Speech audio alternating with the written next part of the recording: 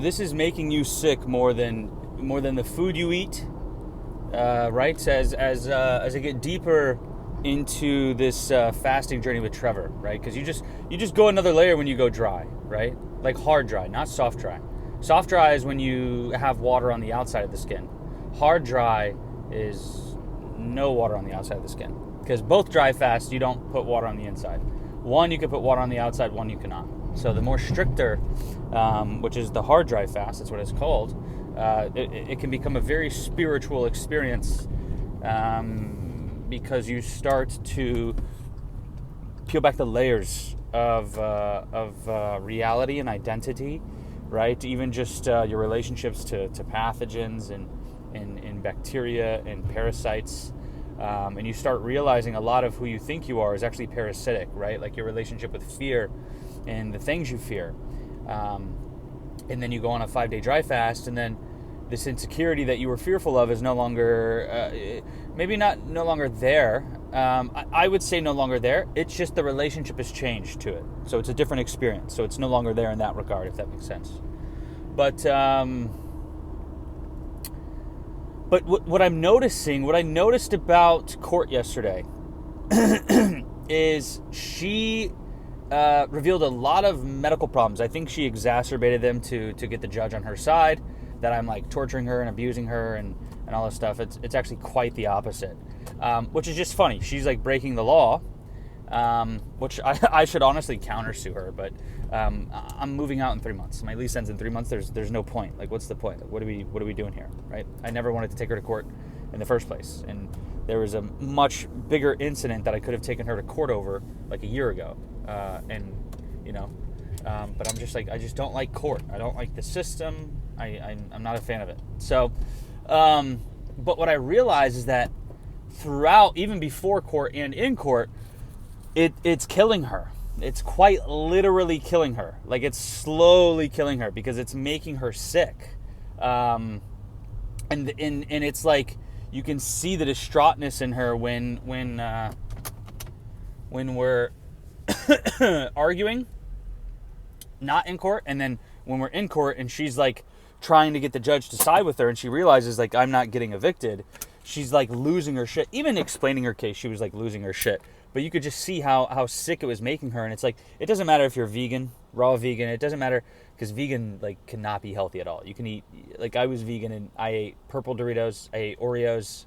Like, that shit's fucking fake food. It's legit made in a fucking lab. It's not even from Earth. So,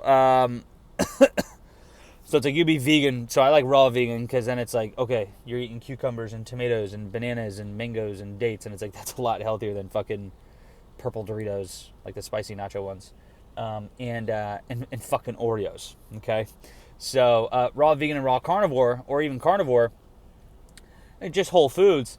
It doesn't matter. It doesn't matter if you're moving through life getting triggered. Like I've gone into very deep territory when it comes to fasting.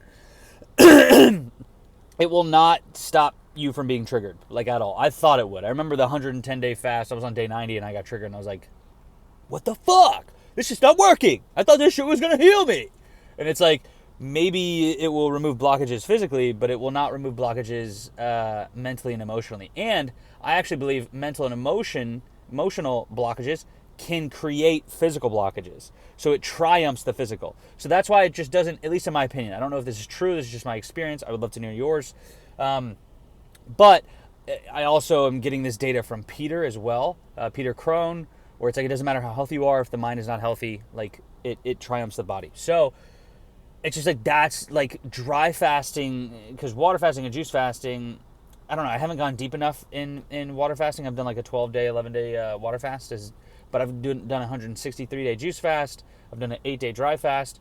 So it's just like, dry fasting really can help remove physical blockages, but also mental and emotional.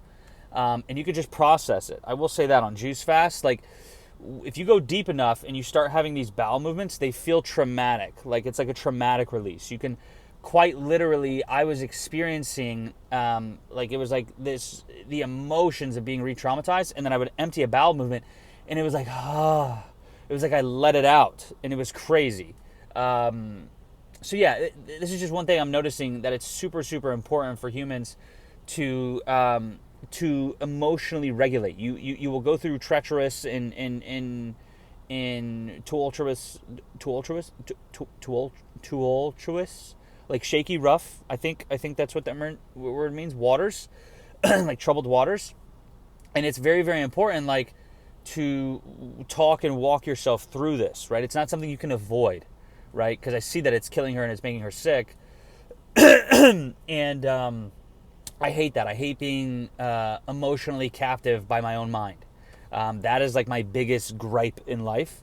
It's not like other people were like, this person said I couldn't make it. It's like, no, I don't give a fuck what anyone said. Like, it's me. Like, you can say something to me, I'm not even going to blame it on you. You're just revealing it in me. Like, if I'm held back by something you're saying to me, that's me, not you.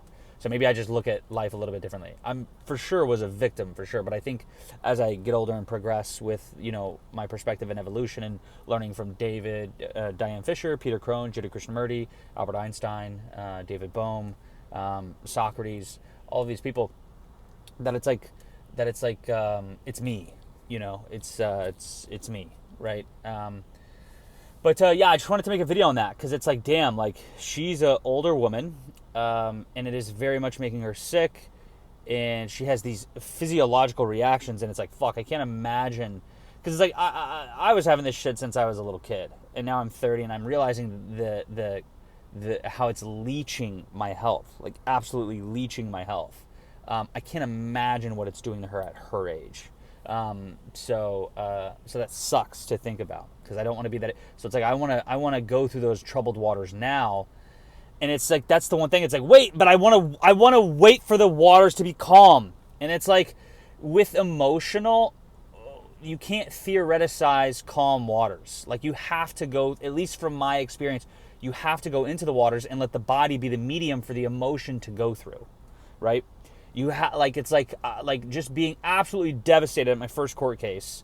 It's like, I just had to be there, and it wasn't about winning or losing. It was just about going through those waters.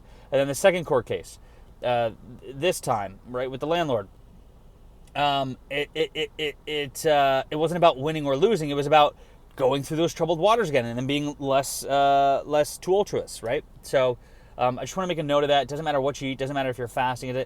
Like, if your mind and you're getting triggered, that will triumph whatever you're eating or not eating. Like, I feel like that's a lot more acidic on the body, right? And like, they talk about acidity and alkalinity. I think your thoughts will acidize. They will out acid.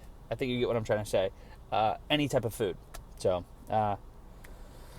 go through those troubled waters. It sucks, but go through them, because if you don't go through them, it's like a poison. It's like an emotional and mental parasite. So it's like, you detox the emotional and mental parasite by going through the troubled waters, just like in dry fasting. So yeah.